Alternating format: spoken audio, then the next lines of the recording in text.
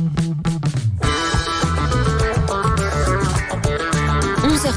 13h. Entrée sans frapper sur la première. Stéphane Malandrin est notre premier invité dans Entrée sans frapper aujourd'hui. Bonjour Stéphane. Bonjour. Bienvenue dans ce studio. On vous connaît dans cette émission. Vous publiez votre deuxième livre. Le premier c'était en 2019, Le Mangeur de livres, aux éditions du Seuil, qui avait eu son succès. Et puis Je suis le fils de Beethoven, dont on va parler aujourd'hui. Par ailleurs, avec votre frère, vous faites aussi du cinéma. En 2009, il y avait eu Où est la main de l'homme sans tête. Et puis en 2015, si ma mémoire est bonne, c'est un très beau titre aussi, Je suis mort, mais j'ai des amis. Et puis là, c'est Je suis le fils de Beethoven. Alors, je suis le fils de Beethoven.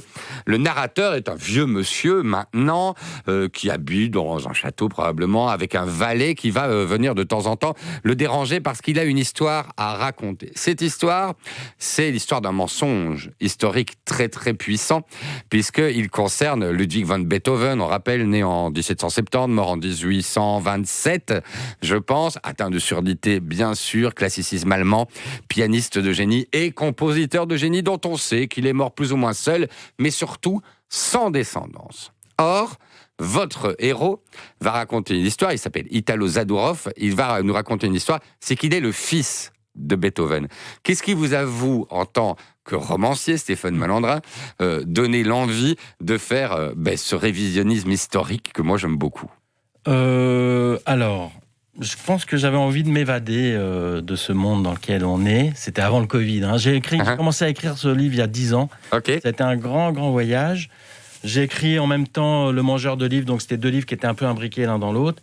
Et j'avais envie d'écrire un roman, donc je me suis lancé dans cette aventure pour m'évader du quotidien. Et je trouvais que Beethoven était un excellent compagnon d'évasion. Pour quelle raison, lui ?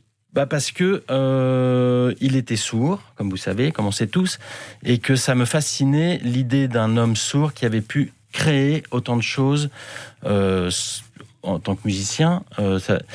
Et je me suis dit, voilà quelqu'un avec qui j'aimerais voyager, c'est-à-dire quelqu'un qui a une puissance imaginative tellement forte qu'en fait il peut se passer de l'ouïe, qui est l'organe dont il a le plus besoin pour fabriquer son art. Et je me suis dit, moi en tant qu'écrivain, j'ai aussi envie de parler de l'imagination, du pouvoir de l'imagination. Et si je devais faire un voyage dans l'imagination, ça serait avec lui.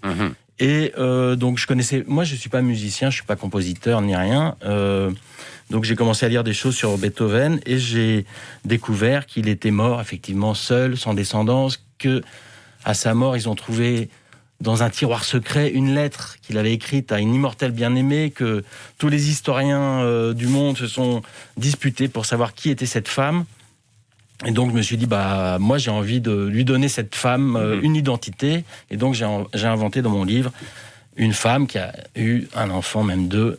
Bon, il y en a un qui n'a pas vécu, mais un qui a vécu. Et c'est mon narrateur, Italo Zadorov.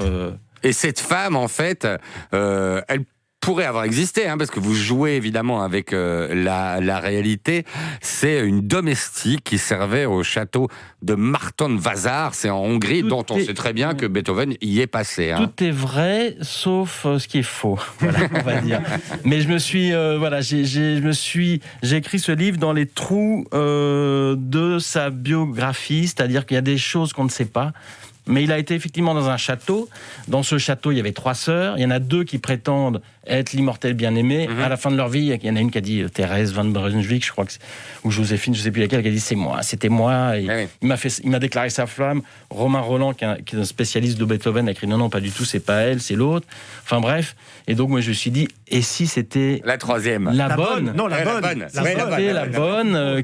qui était une jeune femme généreuse, qui serait venue l'aider, parce que Beethoven était très malade toute sa vie. Il a été très malade. Peut-être qu'il buvait du vin avec du plomb. On ne sait pas très bien ce qui l'aurait rendu sourd. Et il avait aussi des intestins complètement détruits. Donc je voyais pas très bien en lisant sa biographie comment un homme, il avait une trentaine d'années, pouvait aller draguer une fille sourde et en ayant la colique en gros.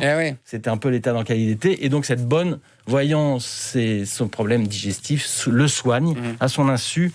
Et il y a une rencontre amoureuse fulgurante qui se fait Et d'ailleurs, il y a de l'humour dans le livre, parce qu'à un moment, vous dites, en gros, ma naissance, vous parlez d'Italo Zadorov, est due au fait que les selles de mon père n'étaient pas si mauvaises Voilà, c'est ça. que ce jour-là. C'est pas un roman scabreux. Pas du tout, ne vous inquiétez pas.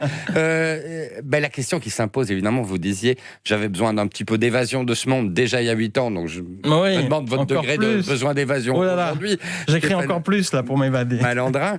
Et je le fais avec Beethoven, qui est évidemment le créatif des créatifs, puisqu'il a créé sans son outil nécessaire, qui était l'ouïe. À quoi ça sert d'avoir un monde intérieur, Stéphane ? D'avoir cette capacité à se raconter des histoires. Et c'est le sujet qu'on va développer aussi en parlant de Sapiens dans quelques minutes. Alors, le monde intérieur, c'est le monde dans lequel on existe pour de vrai, je pense.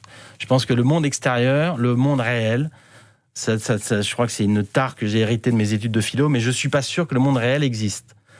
C'est-à-dire qu'en fait, on a tous un point de vue sur le monde, et c'est surtout le point de vue qui importe. Parce qu'en fait, parfois, quand on rêve, on a l'impression que ce qu'on voit est vrai. Ça a autant de valeur que finalement, une journée peut passer sans... Et puis on se déploie dans le monde, mais on vit à l'intérieur de sa tête. On vit à l'intérieur de sa tête, et c'est la façon dont on regarde le monde qui compte. Voilà. Donc, en fait, c'est pour ça que je me dis qu'un aveugle ou un sourd, en fait, on est tous aveugles et un peu sourds sans s'en rendre compte. Ouais. Voilà. Mais quand on est vraiment sourd, alors on est obligé de le savoir. Mais la plupart de nous, de nos compatriotes, de nous-mêmes, en fait, on vit. Je pense qu'on a des problèmes de sens sans s'en rendre compte. Et si on était un peu plus à l'intérieur de nous-mêmes et un peu moins à l'extérieur, je pense que le monde irait un petit peu mieux. Stéphane, vous l'avez dit, vous n'êtes pas musicien. Je pense que vous avez un peu appris le piano quand vous étiez petit, mais vous n'êtes pas tombé sur le bon prof. Et donc, ça n'a rien donné. Voilà, Pascal Seyss m'a invité. Exactement, je me suis renseigné. Mais donc, ça n'a pas bien donné. Donc, vous n'êtes pas musicien aujourd'hui, ce qui est un grand regret pour vous. Or, vous parlez beaucoup de musique. Évidemment, vous parlez de la musique de Beethoven, mais aussi celle jouée par le fils, Italo Zadorov, qui est une sorte de petit Mozart, un petit génie naturel de la musique. Comment est-ce qu'on peut parler aussi bien de la musique comme vous le faites, sans être vous-même musicien ? Alors, il faut juste travailler, je pense. C'est à la portée de tout le monde. Mais je vous dis, donc c'était très très long. Et comme j'ai ce regret profond de ne pas être musicien, je me suis dit, tiens, je vais être comme un faussaire, voilà, un peu un faussaire de tableau, qui n'étant pas lui-même Raphaël ou De Vinci, copie un Raphaël ou un De Vinci. Et donc j'ai lu des choses, j'ai été à la Bibliothèque nationale, à la Bibliothèque royale, je vous conseille tous ceux qui écrivent en Belgique d'aller à cette bibliothèque. C'est incroyable tout ce qu'il y a comme livre. Et donc, il y a un département de musique. Et donc, j'ai trouvé des ouvrages du 19e qui parlaient très bien de tout ce dont j'avais besoin, que j'ai consulté, que j'ai recopié parfois, dont je me suis inspiré. Et ça m'a permis aussi de vivre, moi, la musique, en fait. La musique de Beethoven. Xavier. Vous dites, oui, je suis quelque part un faussaire. Et c'est vrai que dans la démarche que vous faites, il faut avoir une certaine dose de culot et d'audace pour inventer cette fiction autour du fils de Beethoven. Et en même temps, c'est vrai que c'est une figure tellement sacrée. Beethoven est tellement sacralisé qu'il a fallu aussi vous autoriser à vous emparer et à fictionnaliser autour.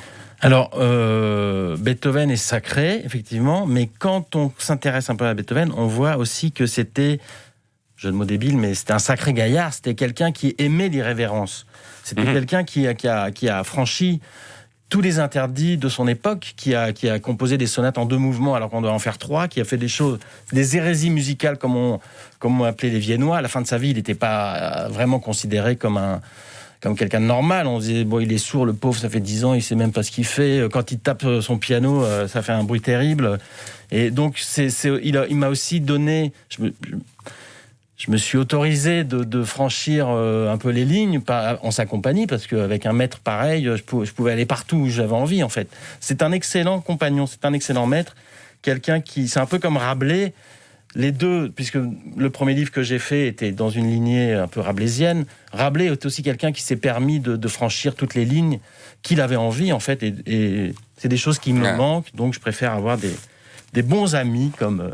Ce qu'on a découvert en 2019 avec Le Mangeur de Livres, c'était un vrai style aussi, un vrai style d'écriture. Et ça, c'est important parce que c'est pas tout le monde qui l'a. Et ça, je pense que ça demande effectivement du travail, mais il doit y avoir quelque chose au départ. Et là, dans ce cas-ci, vous l'avez, Stéphane Malandrin. Évidemment, une des grandes questions, c'est le fils de Beethoven, et on sait ça de George Lucas à Freud, c'est qu'il faut tuer le père. Et il y a quand même quelque chose de fou quand c'est un géant aussi imposant que Ludwig van Beethoven. Est-ce que ce sujet vous a intéressé aussi dans cette optique-là, Stéphane Malandrin? C'est qu'à un moment dans nos vies, tous, nous, fils que nous sommes, nous devrons à un moment nous affranchir du père. Mais oui, très bien. Georges Lucas affreux, je retiens la formule. On doit tuer le père, et c'est la problématique du personnage. Surtout que ce personnage est aveuglé par Beethoven. Il ne pense qu'à lui tout le temps. Soit il le déteste, soit il l'adore. Et il l'adore tellement qu'il se souvient même plus du prénom de son valet. Et l'histoire n'est pas finie avec son valet, parce que en fait, il y a une sorte de triptyque que je suis en train d'écrire. Donc, d'accord. Le premier livre, Le Mangeur de livres, celui-là, et il y en a un troisième, et en fait, à l'intérieur de ces 3 livres, il y a une histoire d'amitié. Donc ici, il est aveuglé par son père, c'est 250 pages autour de Beethoven, mais pour à la fin se libérer et comprendre que celui qui doit aller voir, ce n'est pas... Bon, il doit arrêter de nous faire chier avec son père, en gros. C'est son ami, hein, et c'est son valet, et son valet qui vient... de façon intempestive, lui rappeler son existence et lui dire « Tu pourrais peut-être t'occuper de ceux qui vivent dans ta maison plutôt que de ce père qui est mort que tu n'as même pas connu en plus. » À la fin, il va réaliser que c'est l'homme qui doit aller le rechercher, et c'est dans le 3e livre que j'écris si je trouve l'énergie, parce que c'est parfois difficile de faire ce métier. Ah ouais, c'est parfois difficile. Gorian. Alors Stéphane, votre livre aurait pu être un livre d'enquête presque criminelle, où on part à la recherche du fils de Beethoven. Ça aurait pu aussi être un livre triste, puisque on a l'histoire d'un fils qui ne connaît pas son père, qui ne voit presque pas. Ouais. Mais en fait, c'est un livre drôle. Oui. Moi, j'ai beaucoup ri. Alors, merci. Je ne sais pas si c'est volontaire. La joie, l'hymne à la joie. Voilà. C'est un livre drôle. Et je voulais savoir si c'est une démarche volontaire quand on s'attaque à un personnage historique et qu'on détourne son histoire. Est-ce qu'on doit être drôle pour bien montrer qu'en fait, ce qu'on raconte, c'est une fiction et qu'on ne doit pas croire tout ce qu'on écrit? Non. Là, c'est pas du tout le sens de ma quête. La drôlerie, je trouve que c'est une énergie positive. L'humour, c'est ce qu'il y a aussi chez Rabelais, c'est la force de la vie, la force de création, arrêter d'être déprimé, d'être en dépression ou d'être... Et Beethoven était aussi quelqu'un de très déprimé parfois, mais c'est quelqu'un qui écrivait, s'asseyait sur sa table et il se disait « Je vais écrire l'hymne à la joie, il faut quand même le faire ». De se dire... Et donc, moi, je préfère la joie. Et quand j'essaye d'écrire, après... Je suis très content aussi quand j'écris des choses qui m'émeuvent et que je trouve tristes et qui touchantes, parce qu'on cherche aussi l'émotion. Mais j'essaye de garder l'énergie créatrice qui nous tire vers le haut, en fait. Et Beethoven, je trouve que dans toute sa musique, quand on l'écoute, on peut être bouleversé et ému, mais en tout cas, il y a toujours quelque chose de vivant. Voilà.